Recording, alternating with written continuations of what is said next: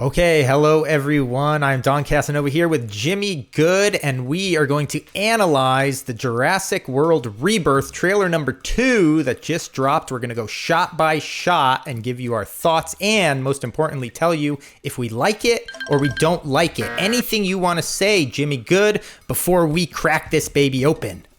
Let me just say this much. This trailer, much more interesting and intriguing, I think, than the first. Yes. Mm-hmm. It's very exciting. Oh my God. Huge step up. Yeah, my hype level went from like 6 to like pretty much 10, basically. Yeah. But anyway, for sure. So spoiling the mood, we're excited. All right, let's get into it. So right out of the gate, we press play. Okay, so immediately, Jimmy, we get this shot of this sterile big white lab. We see the InGen branding. Any thoughts on immediate imagery? I'm getting a mixture of both like alien, like old alien tech, and then like, I don't know, some like the new Andor stuff. Like there's something about this that's like kind of like this kind of clean, not like Apple Store, but there's something about like the big chunky orange meets white that I really like, but it does feel like a very stark contrast to what we've seen from past labs in the Jurassic franchise.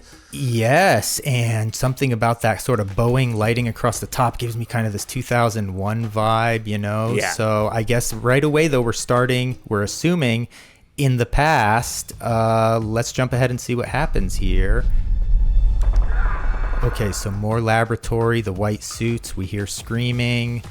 Look at that tech, multiple joysticks on display, right? We love that. We love that. Yeah, that looks like a fun peripheral there.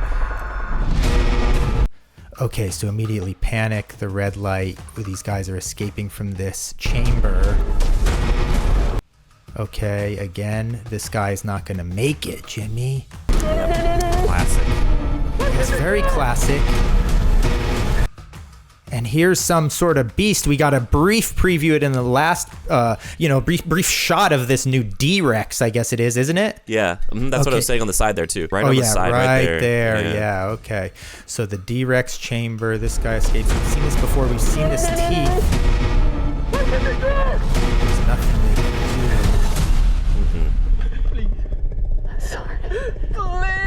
Now, interesting, we see a lot of red. We always see red with the T-Rex and even with this D-Rex. Like, there's always the red flare, which we're going to get to later on, too. But there's always seeming to be, like, the red smoke and fire every time a Rex is around, supposedly. No, the familiar, many climactic moments. No, yeah, you're right. It's like we're going all the way back to the first one with the red flare, Goldblum, all the way to the first Jurassic World with Bryce Dallas, the intense climax where she's running with the red flares. Oh my gosh, I love that scene from the Indominus and everything.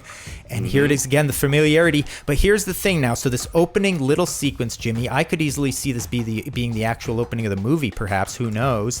But for me, like you called it out, this is something we have seen so many times played out almost in this exact manner in so many science fiction titles you could think of, where it's like this scenario. One character's locked inside with this horrible thing, the other's outside, and they have to watch him get consumed.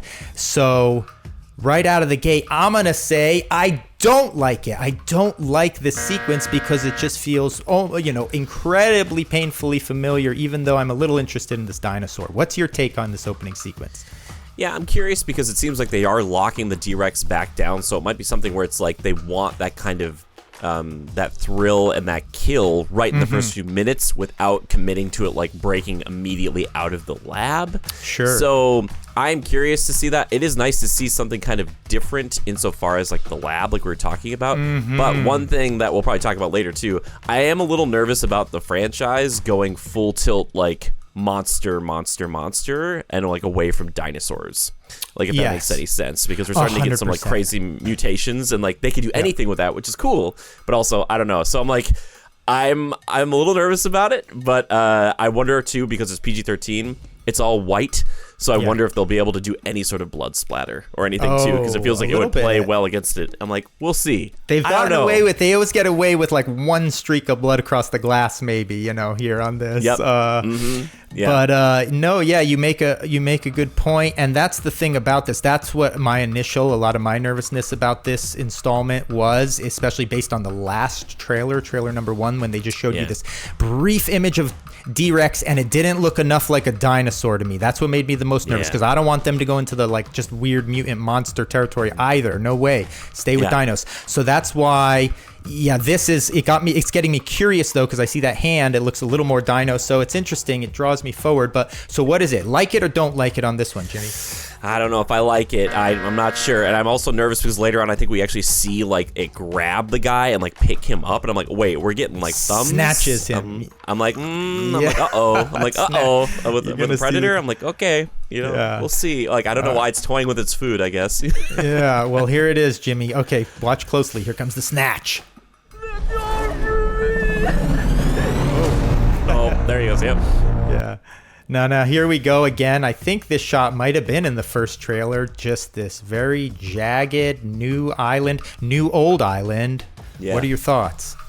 It's interesting because like throughout this trailer, I get more. There's obviously a lot of callbacks to the first film, but there's a lot of like feeling to me that it's like the Lost World meets a little bit of Jurassic Park 3. Yeah. Where you get like this team of specialists who are going in like Lost World, but there's like a very specific mission that they're on, and they're all like kind of cocky, like, yeah, we can do this, we're the best. And then there's like one person who's like, you don't understand what's happening here. Like, so I always like that. But there's always going to be another island, and I like the idea of having like this misfit island. But again, like a lot of these things, you can kind of do it like once, and then you can't do it again, hopefully. So I'm curious, though. I'm interested. It's one of the things that's kind of special about this one that I do like, though, is that, this island, it's like, okay, I really like that even though we're getting this new cast and this new chapter, that it is connected to the franchise, where it's not a total, a reboot that's departing what's already existed, and it is in the most present moment it takes place, yet we get to explore this thing that's all the way back even before the original, you have to assume, right? Yeah, totally. And so it's just a neat way of moving the franchise forward, I think. And then just what we're looking at here, geographically, I love how the new island looks, because it stands apart from what was before, before just mountainous jungle, this and that. Here we're getting a lot of these sheer, jagged, upright, just absolute inhospitable terrain. I like this a lot. What about you, Jimmy? You like the new island look? I do, and it will play really well into one of the major pterosaurs that we see later on, which makes perfect sense. So, which I like a lot. Awesome. All right, let's move it forward. On the island we're headed to, 24 species have survived there alone. Okay, so the cast. We get a quick picture of the cast and sort of what the setup is. What do you think so far about how the cast looks? Do you like the arrangement? Do you like the vibes, the chemistry? Do you like ScarJo?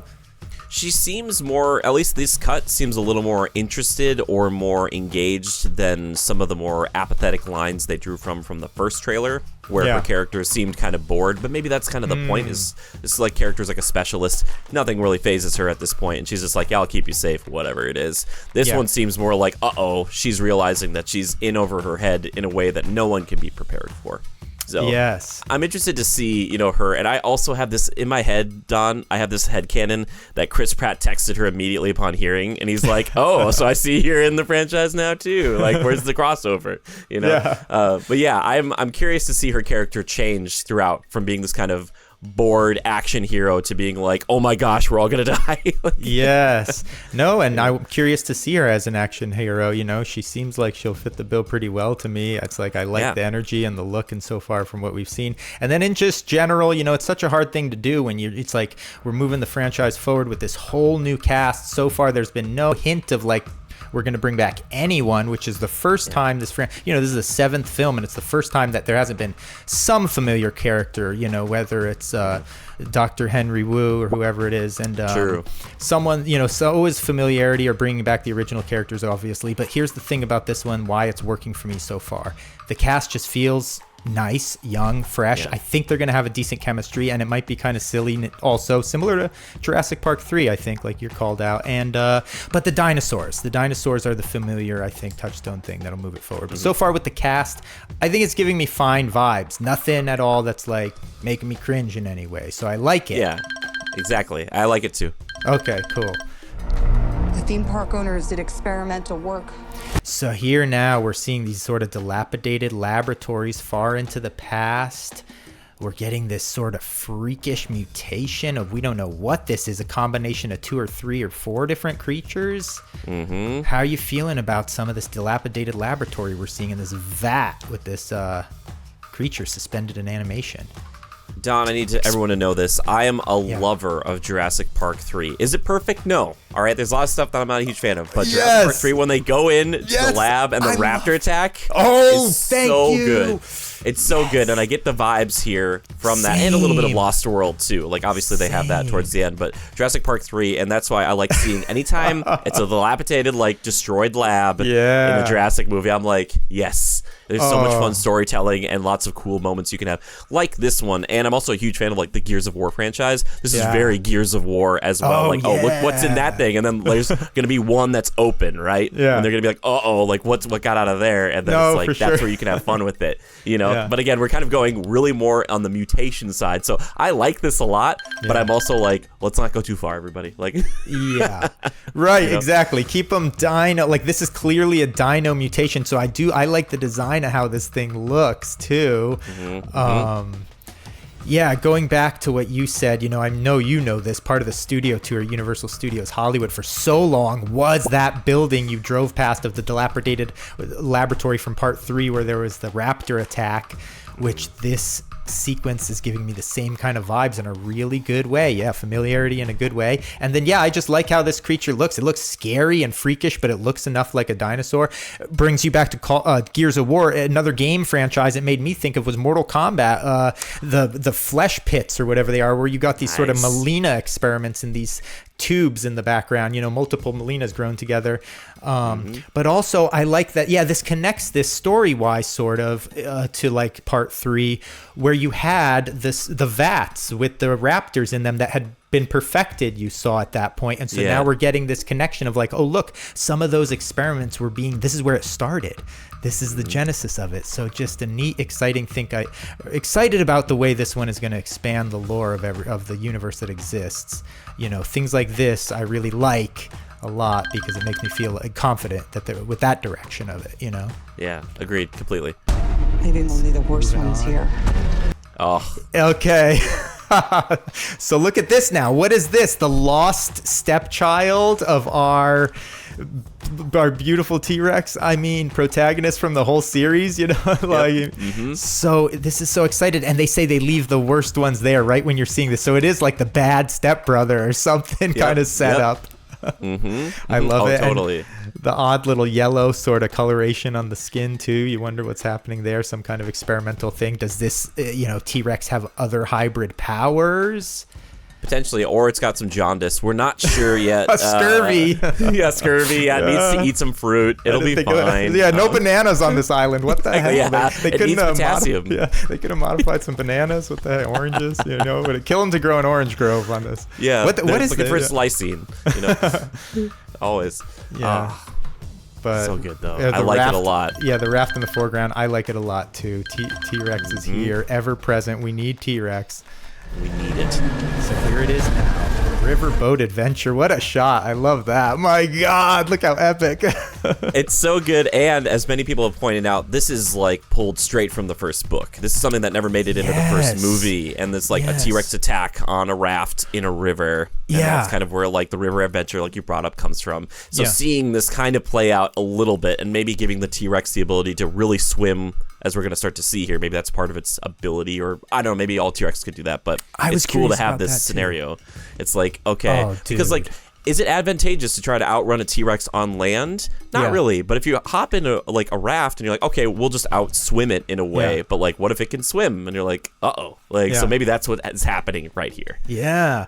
No, you called it out exactly what, look, it was lucky before I saw Jurassic Park, which obviously was a revolutionary moment in my life, but thankfully our teacher at school, we were at the right age, they had us read the book right before, so we read the book, but I got to tell you, that was basically, I don't think I've ever like reread it really, but I always remembered this river sequence. And then online, obviously, you see, that's like a lot of fans have talked about this over the years. It's one of those lost sequences that was never done really in any of the movies. I didn't even recall, honestly, the details of it, like they were attacked by a T-Rex and all that kind of stuff. But like immediately seeing the raft with the water, which they like hinted at before in, I think, which world was it? There was one world where they showed like some river shots where you could tell there was a riverboat tour, but they didn't really have a scene. Oh yeah, yep. Mm-hmm. I know what you're talking about, but I don't think we ever committed fully to it like this, obviously, right? So pumped up. Yeah, I love this, to see this finally be able to play out, and I like the way they're imagining it, and the effects look tight so far with this first shot right here. Yeah, it looks so good. Yeah. So we move forward on the river sequence, and now you see the T-Rex swimming. That's what I was wondering. Is this a hybrid ability, or could T-Rexes do that? That's the good question. It's like it's kind of moving a little bit like the Spinosaurus did, or maybe like a crocodile would. So maybe that's what we're seeing a little bit of, with the coloration on here being a bit different. And maybe that was one of the things they were afraid of. They're like, hey, we have this T-Rex. We taught it how to swim. And you're like, okay, well, we put it on an island. So if it ever got out, that would be a real problem, I guess. But it'd have to get past like into the ocean, which the Mosasaurus probably take care of. But I love the idea of this thing like hunting them down in the water. It's like, I'm coming for you. It looks like such a fun sequence, and it's so like well done. The effects are good. You've got all this practical water, really well composited, I think, with these dinos and other whatever. I gotta go shot by shot to see what models they're getting in there, but I'm sure it's a nice mix. Everything looks good so far with the effects. This just looks like a classical kind of scene that is like gonna be one of those legendary moments for the franchise, of like the riverboat attack. Yep. Mm-hmm. So, yeah, we both love it. Love it.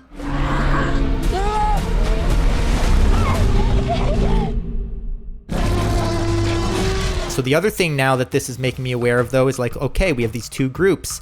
We have this one group that's separated on the island being attacked right here, and then we have this other group with Scarlett Johansson who's on the mission. They're retrieving the DNA of these three dinos, and they're going to cross paths. It's such a clean, fun plot line, I think, like kind of sort of setup, premise, and a lot of fun, sort of like part 3 in that kind of way, too, where it's like just bordering on like cheesy beef, but in the best kind of way, like it's a fun setup. Yeah, again, shades of the Lost World, not only in like the two different groups, but then also there's a T-Rex coming into your tent while you're sleeping. There's a T-Rex coming over your raft while it's flipped over. Like this idea of bringing these two things together. Callbacks, but not a layer like, of vinyl is all that's separating you from absolute terror. It's like exactly, yeah, like, but not doing so much where they're like, do you remember that time we almost died in that tent? And Julianne Moore's like, I do remember that time. Like they're not doing that, which is I think really smart. I think it's really smart. It's one of the things that honestly, shout out to Trevorrow and the World franchise, did such a good job of like not, I don't think, ever being too heavy-handed, really, with like the callbacks and references. Like they're always like, I felt like really well done, and it looks like Gareth Edwards is moving it forward with the same kind of thoughtfulness of just like really nice familiarity, but nothing where it doesn't feel exploitive at all. And again, that just monstrous T-Rex billow and some of the terrain, this absolute inhospitable terrain that we're going to traverse. Like Kong Skull Island a little bit, you know what I mean? Very good, yeah. A little bit, yeah. Oh, dude, what a crossover. Yeah, oh my gosh. Oh my gosh, let's go, please. Wow. And now look at this vast valley with this massive herd of like Diplodocus. I don't know what they are exactly, but we've never seen this many long necks on screen at once, have we? That I can recall in the franchise. Yeah, that's a lot of sauropods or whatnot. And they're like really super long tail. How many are even on here? Like 50 or 60 or maybe even more? Like, I don't know. There's a ton of them. Yeah, and this valley, you know, all throughout the franchise, a lot of it has been shot in this Kualoa Valley in Hawaii, this familiar kind of valley from the Gallimimus chase, whatnot, and moving forward. And even after that in World, it's like they recorded there, even though it was different locations. And here now, I don't know that they did record there. I wouldn't be surprised if they went back. I haven't looked into the production notes on this movie yet, but like, this has a very familiar vibe of that same Gallimimus Valley that's in, you know, that kind of appears, but at the same time, more rigid, sheer cliffs, just a more intensive, threatening feeling from the geography we're getting. And then the tech on display of just all these sauropods, as you called it out. I love that. I love that. Don't see that it's a dangerous every day. place. Even these guys look scary with their big whip-like tails. Yeah, that tail looks like it could absolutely chop you in half. Yeah, that's pretty cool. This is a great shot, familiar shot also, with like just looking up the neck, you know, all the way going back to Laura Dern. Yeah, I don't think anyone does scale as well as Gareth Edwards that I know of as far as like big budget films go, because he did Godzilla, like when the new ones came out with like Bryan Cranston, and then he did Rogue One, and he knows his way around a Death Star. So like this guy he knows how to do that. So that's exciting for me because he can we can enjoy the actual true kind of height of some of these creatures as shown in this shot right here. Dude, Jimmy, I love you for bringing that point up because listen to this, Jimmy. This movie is being released in glorious 3D, okay? So everyone, you got to see this in 2D and 3D. Promise me, everyone, you're going to see it twice in the theater, once in 3D, because I guarantee you, when you see shots like this right here in 3D, your eyes are going to pop out of your skull. I mean, look at this. From the cliff side coming down the neck all the way to ScarJo, you've got layers in here of composition that looks pretty here, but when you see this with depth, it's gonna sing. It's gonna sing. Yeah. And with Gareth Edwards, like you're calling out. I love that you called that out. You know this is gonna look right. Oh God, it's gonna be good. I'm salivating.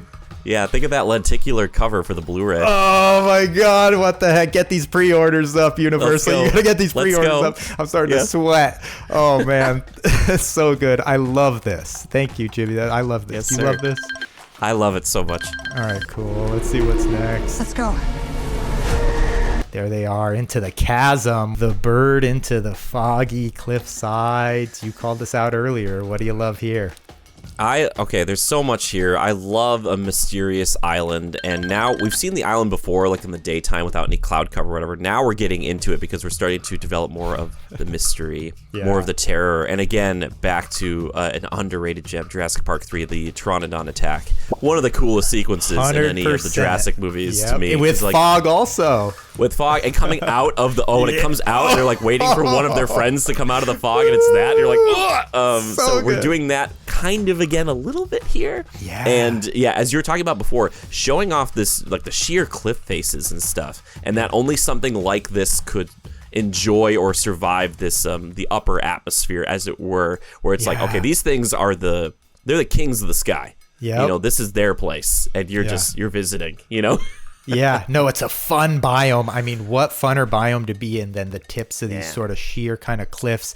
Similar, like you said in 3, just that scariness of being on those cliffside bridges, you know, and everything. So we're curious, you know, well, we're going to see right here, I think, in fact, one of these interactions near this biome at least. Yeah, so we love this. Cool. Now dropping down, and look at this now. Dropping down this epic waterfall into the mouth of this sort of ancient temple. Now, as you called out, Gareth Edwards, he's a master of so many things. I've read, you know, just a huge fan of Spielberg and the pedigree of this franchise. And so one of the things he wanted to kind of also throw in, you know, love it or hate it, I don't know, is like call out. So he wanted to be like an indie vibe here. He wanted to be other, you know, maybe there's going to be a Jaws type of thing. He wanted to pay tribute to Spielberg as a filmmaker in certain kind of ways, and you know, and just the franchise. What do you think about this? I like the look of this entrance, the mouth of this thing.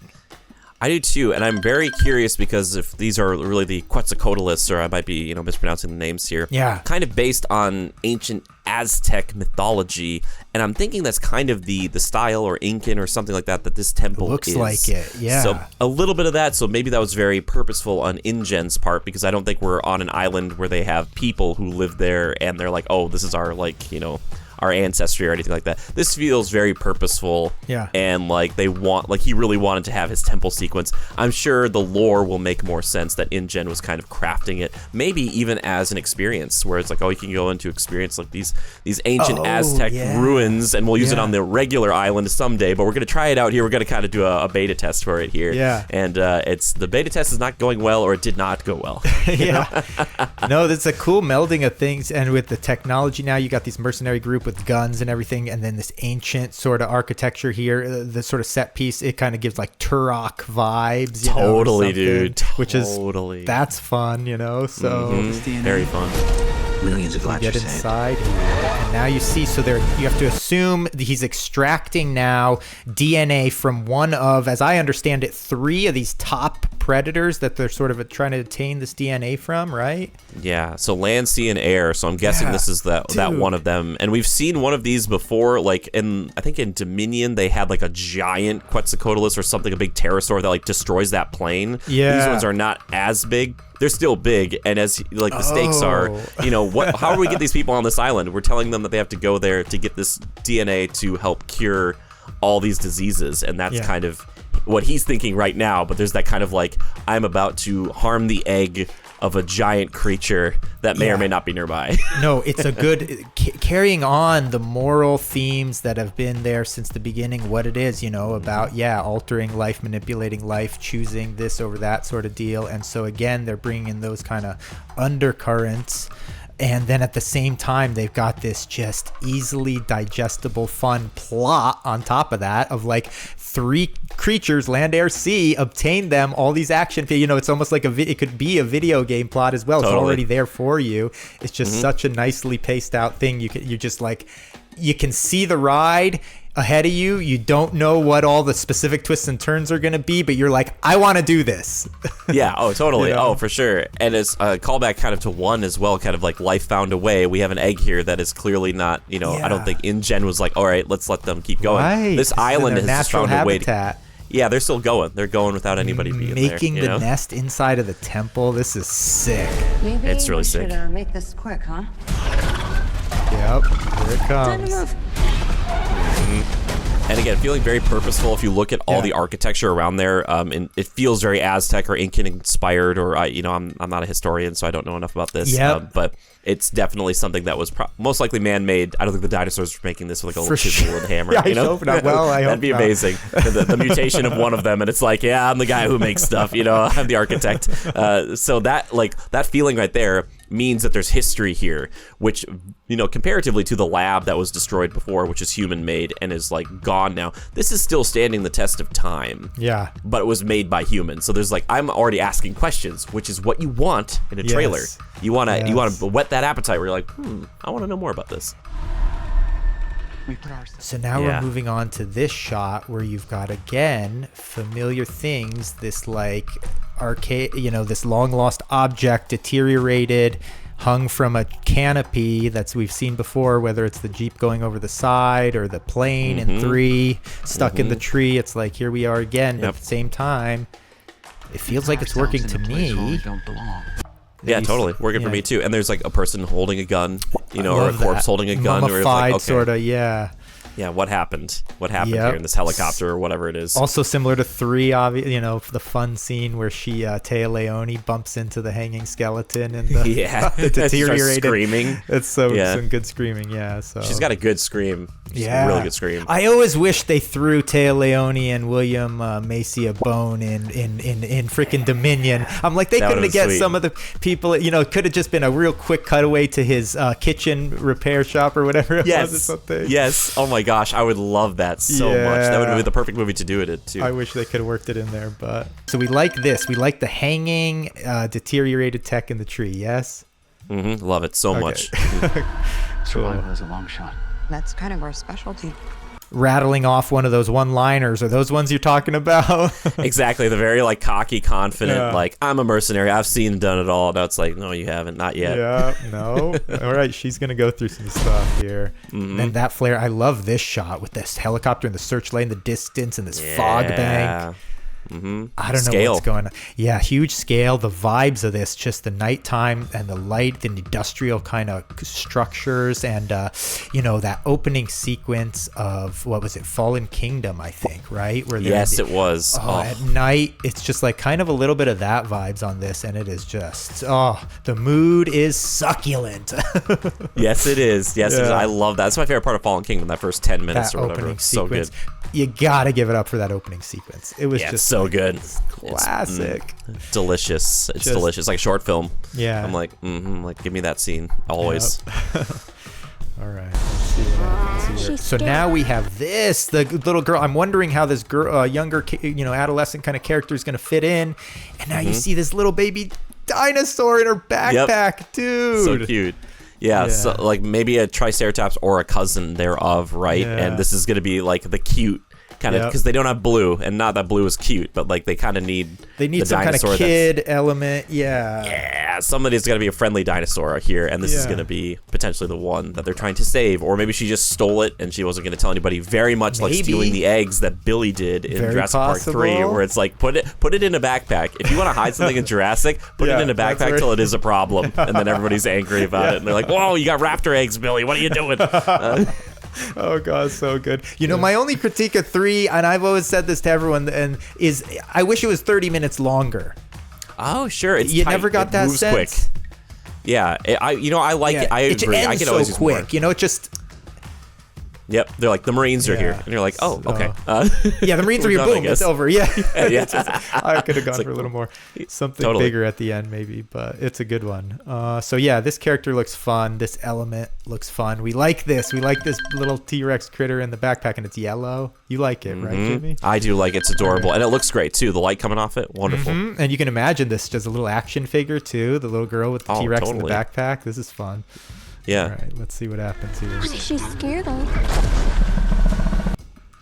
Okay, so now, again, more of this shot of, is this the D-Rex, I believe, coming out of the fog bank, yes? Potentially, it could very well be. It is very tall. Yeah, so it's massive in scale. And now here's the red flare stuff you're talking about here with the smoke, which, it looks great, man. This film just looks nice. Yeah, it looks beautiful. And that, again, very reminiscent almost of Bryce Dallas screaming, I think, Run, also with the red light. Very and much also so. Laura Dern obviously screaming Run. Exactly, and this character now not being cocky anymore, like has been through stuff now, and is like, oh my gosh, just run! Don't even try to fight that thing, Very good call. The last time we saw her, she was like, popping off a popcorn one-liner. Now she's like, terror has set in. This is good. We're gonna see a real character arc here happen. We love it. It's so good. Now look at this. So now we have what I would call sort of a proper enough reveal, at least. Yes. This is a big moment, Jimmy. So now we see. I want to hear from you first. Is it too much mutant, not enough dinosaur? Enough dinosaur? Do you like, now that we see basically enough of the D-Rex, I think, to fairly at least give our feeling, what are your thoughts on this new king, right? The new menace, the new Kingpin menace?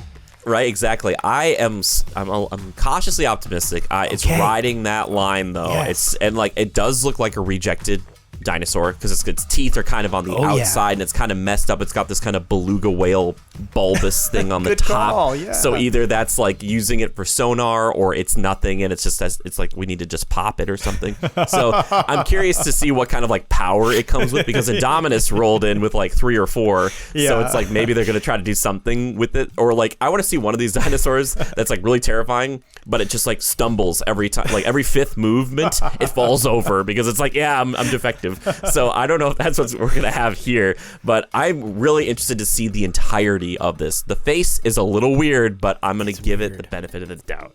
Yeah, and we've seen before, right? It almost has some sort of bizarre hulking. We don't know for sure because we sort of saw the silhouette in trailer 1 where it almost looks like some kind of mutant gorilla type of form or something. Yeah, the hand is grabby. And then kind the of like big Indominus, grabby hand now that we've seen. So to see it all together is going to be different. So do you like it or not like it?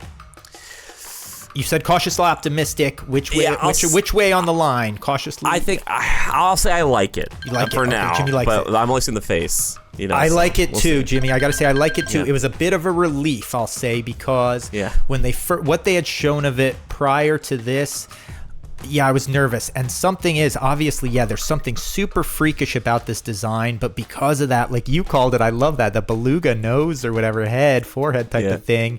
Thank you. It gives it this sort of, you feel like it's a dinosaur, and also the shape of its cheeks and everything. Yeah, and then it has this obviously grotesque mouth. So I think so far, they're revealing a little more. What they've revealed, I'm moving more in the direction of like. Before I saw this, I was more concerned, for sure. I'll put it that way, at the initial stuff I saw. Now I'm like, oh wait, no, yeah, this is looking pretty cool actually, and this also looks pretty friggin' terrifying, honestly. Yeah, very scary. With the quality of these effects, some of these chase sequences, they might get up there, sort of back, harkening back a little bit to the true horror vibe of the original and the second half of Fallen Kingdom. I like that. Yeah, me too. I think it's great. I think they need to do that. People want that. Yeah. All right. So let's see what we have next. July 2nd. Now, that's important to call out, Jimmy. July 2nd, this thing is dropping. I think it's important to call out because that's obviously 4th of July weekend, and it's just Jurassic World planting its flag, as I like to say, right in dead center summer, reclaiming summer for the tentpole blockbuster that it is.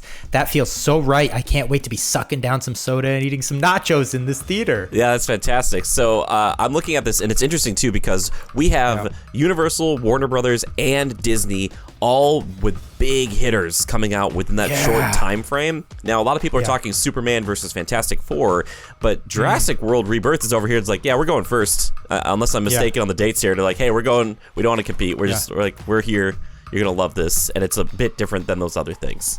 So I appreciate it. No, one interesting thing I've seen, which it's been a little bit of controversy I saw, is that it's not releasing on IMAX. It's the first Jurassic Park or Jurassic World, in the franchise to not release on IMAX. And it's not because of any kind of technical limitation, as far as I understand it. It's just that F1 made some deal with IMAX like a year ago or sometime in the past before Rebirth was even announced, and they locked up these IMAX theaters. So and it's true. Tickets are on sale now. When this trailer 2 launched, tickets went on sale. I looked at the pre-sale. You can't buy it in IMAX, Jimmy. It's pretty crazy. It'll be interesting to see if maybe it'll come back to IMAX later, like 1 or 2 weeks after. I don't know if that's possible, but an interesting thing about the release of this thing, no IMAX, but yes on 3D. So we do like that. Yeah, that's interesting, especially because it's Gareth Edwards. We're talking about scale, and we're talking about someone who's familiar with this type of big budget film. So it is a little weird, but yeah, that makes sense now that you explain it. Yeah, so kind of odd, but so we don't like it, no IMAX. We do like it 3D, yeah. All right, let's see what's next. Running down this giant tunnel now. We're seeing some of the abandoned infrastructure again, I guess, here. We're not gonna let you get hurt, okay? And so now you see the two groups coming together now, right, Jimmy? Mm-hmm. Yep, they're finally colliding, and they're showing a lot of restraint as far as velociraptors or raptors go. This is like prime raptor, like 3/4 of the way to the movie territory, where they're all running from a raptor who should clearly just run them down. But this, to me, especially this shot right here, feels like Lost World. It feels very Lost World, which is a good thing. It's a good thing. It is, yes. And look at that off to the right, the way that sort of, I don't know if that's a staircase leading up to a cage or what it is, but the lighting and everything, it's just, ooh, and all the fog just creeping through that foliage on the side of that building and stuff. Holy smokes. I love the art direction on this movie so far. Yeah, it feels, again, a little Rogue One-ish. Is this a gas station or is this like some sort of convenience store or like what is this, Qualtech or Qualtech or something? Yeah, like I'm like, it's interesting because it's like it's set up that way, kind of. Yeah, because they have good call. They have an ice machine outside and then it looks like a bicycle and a payphone. Oh, the payphone is a neat detail because this is back in the day when payphones existed. Good eye. Oh man, so cool. Oh, now what is this new beast? This is obviously a new beast. Yeah.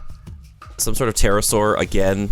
We're seeing it primarily walking around, but that wingspan, pretty impressive. Oh, yes, and an intimidating sort of mouth and pointed face. It just looks freaky. Yeah, stuff of nightmares.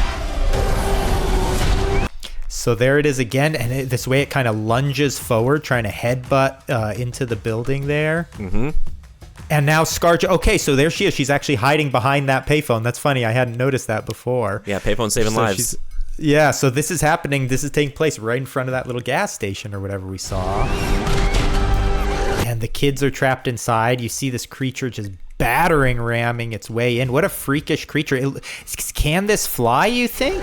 Potentially. And maybe if it's battering, maybe it's, maybe we'll get like a thing that's like, oh, it's got some Pachycephalosaurus stuff in there, even though it doesn't have the head for it. Right. But it is giving that kind of the raptors smashing into things in Lost World, like chasing Jeff Goldblum and Julianne Moore and all that. That's the feeling I'm getting here. Yeah, I guess it's a fuel station now that we see it here. It looks like it. Yeah, now, so here we see it. Yeah, I didn't notice that before. And what a great sequence of it. Just a terrifying sequence of this monstrous thing chasing her on foot here.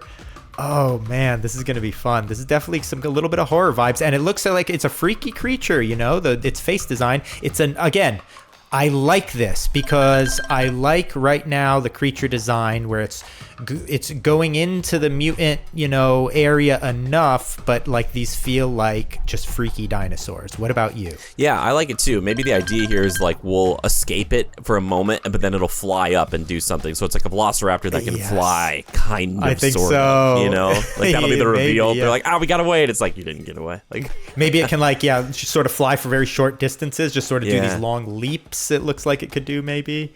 Let's see what happens. She slides under, which I love. Mm-hmm. Great escape under a vehicle, Yep, classic. Good.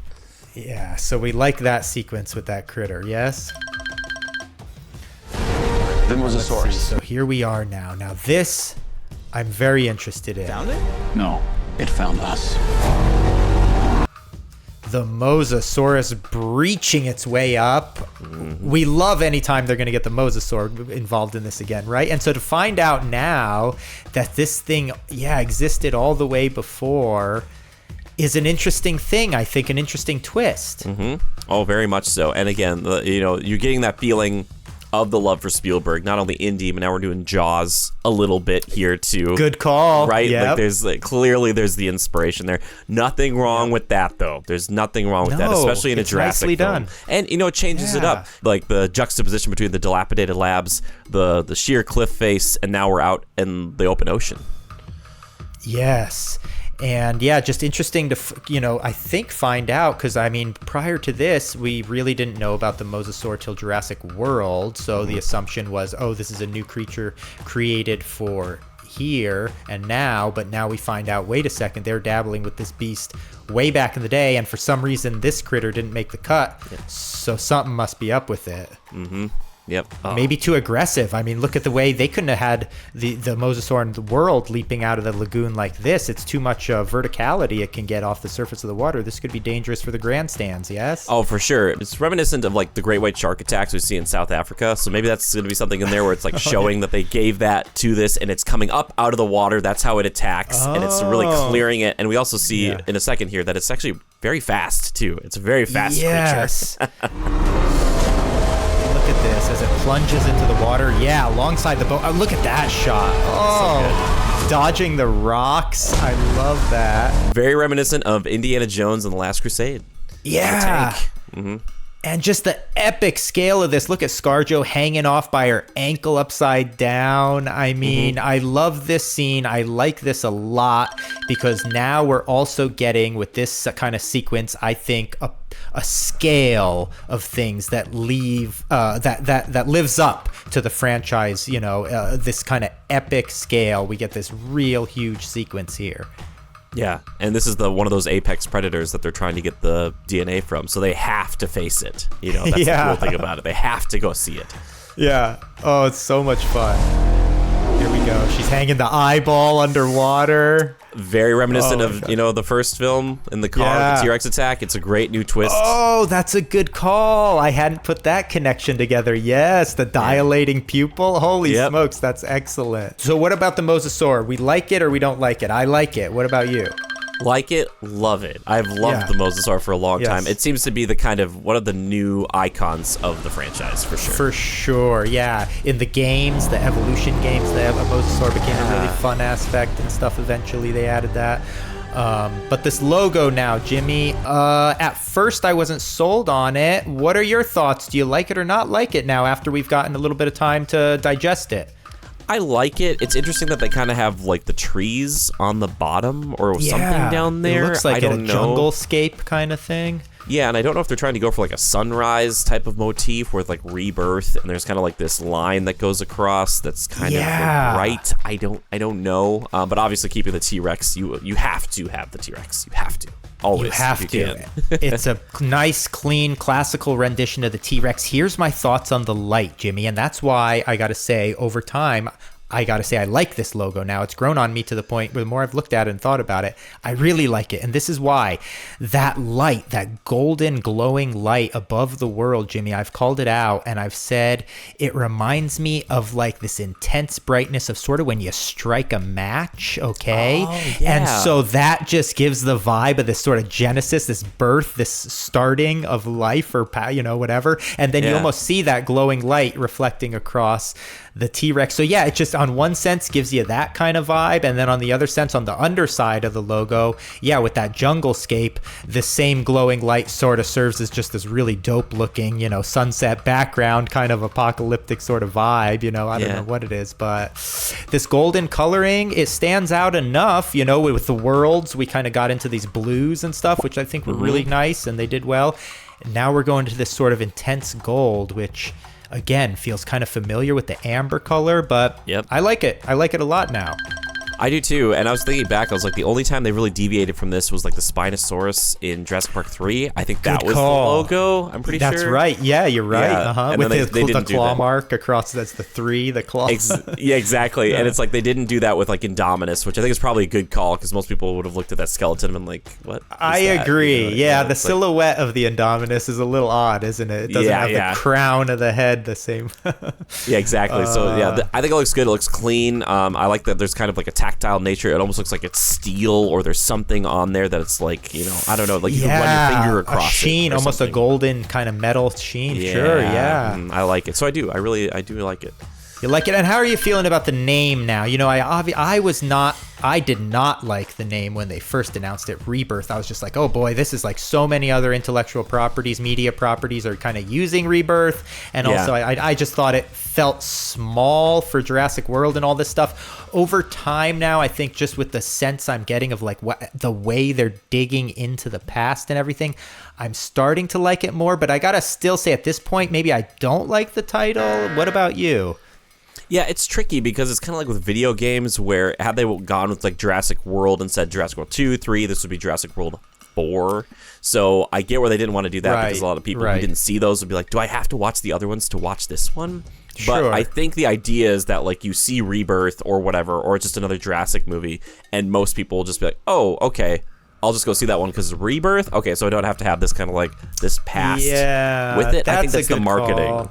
I think I hadn't thought of that, and I think you're really right, and it makes a lot of sense because just with the title alone, then because I think the franchise did kind of, even though it did really well, the World trilogy, it still kind of, I think, lost a lot of sort of the fans in some sense, maybe got disconnected. Not everyone is like, yes, I've seen them all. A lot of people were like, I saw World, and then I saw some of Fallen Kingdom, or I came back to Dominion. But this gives you the immediate understanding of like, oh, it's just new. It's the next thing I can get in right here.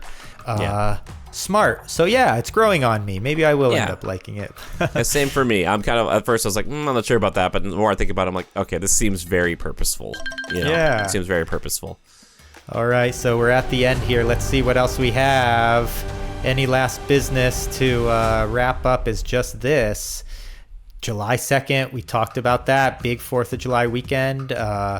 And then there it is, look at that. No IMAX. It does say filmed for large format. So it ultimately, I think this will be released on IMAX. So people should chill out a little. But the thing I'm pumped about is Real D 3D. We can't take it for granted.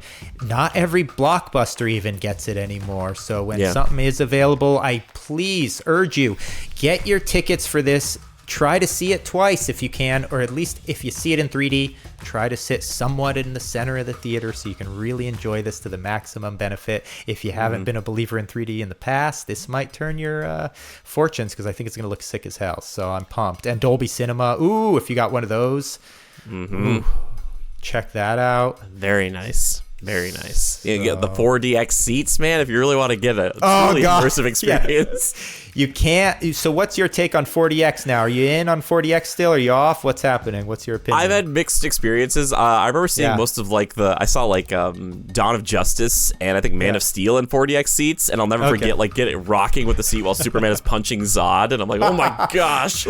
Like to the rhythm of the punches. It makes no sense. Some of the stuff they do makes no sense. No, so it's like it's kind of fun, but at the same time it does take you out of the experience a little sometimes. I don't know. When your coffee is being thrown on top of you and your nachos are going airborne, it's a chaos. I think it was a missed opportunity for Twisters. They could have been launching all kind of debris, shrapnel around the theater with big jet fans. I think that would have been cool. Amazing. But I did like it for the re-release of Avatar. I said, this is beautiful. It was like slow movement. It was a bunch of slow, kind of just really put you into it, immersed you. But then Avatar 2 came out. I saw that. It was like a freaking out of control rodeo ride, like you're saying. It's like rocking to the beat of the Ikran's wings and crap, where you're like, I don't know what's going on. So I don't know. It's going to take the right kind of movie to get me back in for 4DX, but people seem to like it. So anyway, they're still doing them, I guess. Yeah, this is going to be there. So almost any way you want to see it, except IMAX at first, you'll be able to see this thing. And that's it, Jimmy. It looks like that's the end. So now we're looking forward. July 2nd, I guess there's a good chance we'll get like a variant TV version. I don't know if we'll get like a launch trailer. Possibly a third trailer is very possible with this thing. Not only that, but the movie poster we have to look forward to of like the next image, the actual release poster that has the whole cast on it and stuff should be interesting to see what imagery they go with. So gonna be fun. It's exciting. It's coming soon. This is awesome, Jimmy. Any last thoughts on the trailer? Overall, we obviously love it. Almost everything in the trailer we liked. Yeah, definitely a step up from the first trailer. Not that the first trailer was like horrendous or bad by any stretch. It's just that this one, it feels like this should have been the first one they showed. There's maybe not as much context as you get with the first one, where there's kind of like the setup and stuff, but there's so much in this that like I'm still asking questions about. I'm like, how are they going to get out of this one? I'm like, okay, how are they going to do this? Good so it's call. Cool. It's great. I like it. No, the first one got me into it as well, but it gave you a better understanding of the story. But I think this one really sells the scale and just so many things of like, yep, this is the right direction, and this feels like worthy of the pedigree, So pumped up to see what they're gonna do with this, Jimmy. This is so fun. Every time we hook up, we have fun, Jimmy and I. Sir. Tell them a little bit about what you're up to and where they can find some of your stuff.